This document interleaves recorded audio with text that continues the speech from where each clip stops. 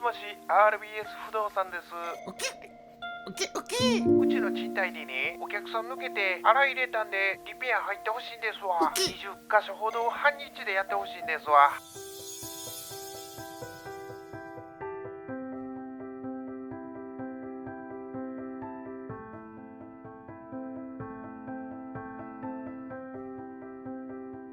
やるウキ、今すぐウキウキ。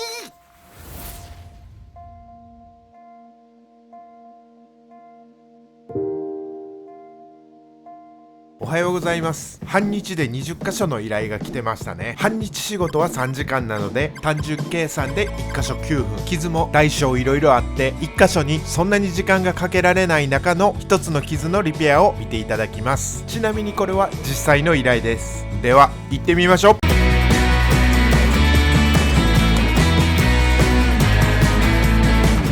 金丸フス株式会社。とりあえず研磨して足付けしています。320番のサンドペーパーです。高難のジェル状瞬間接着剤を入れていきます。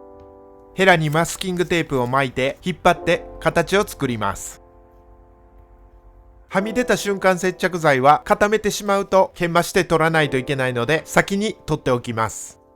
アルテコスプレープライマーで硬化、研磨して形を整えていきます。瞬間接着剤はしっかり研磨しておかないと最後の仕上がりでボコッと瞬間接着剤の塊ができたりするのでしっかり研磨しています。この工程をもう一度やっています。本当はもう少しこの工程を繰り返したかったんですが時間がないため2回でこの工程は終わりです。周りをきれいにしてハードワックスをダダーっと充填していきます。瞬間接着剤が結構面まで入っているのでハードワックス自体はあまり入りませんが瞬間接着剤でできた巣穴を埋めていくイメージです。周りのいらないハードワックスをラッカーシンナーで拭き取っていきます。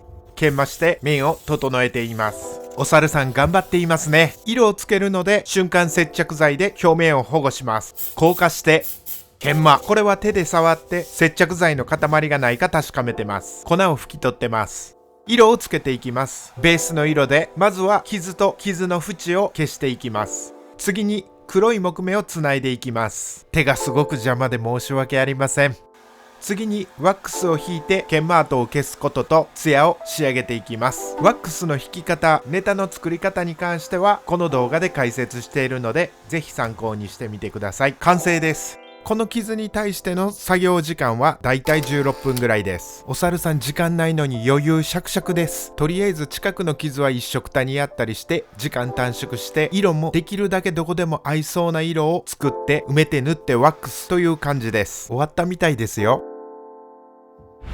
おやまあ夢の中のお話でしたか。ゆっくりおやすみなさい。ご視聴ありがとうございます。ぜひチャンネル登録とグッド評価よろしくお願いします。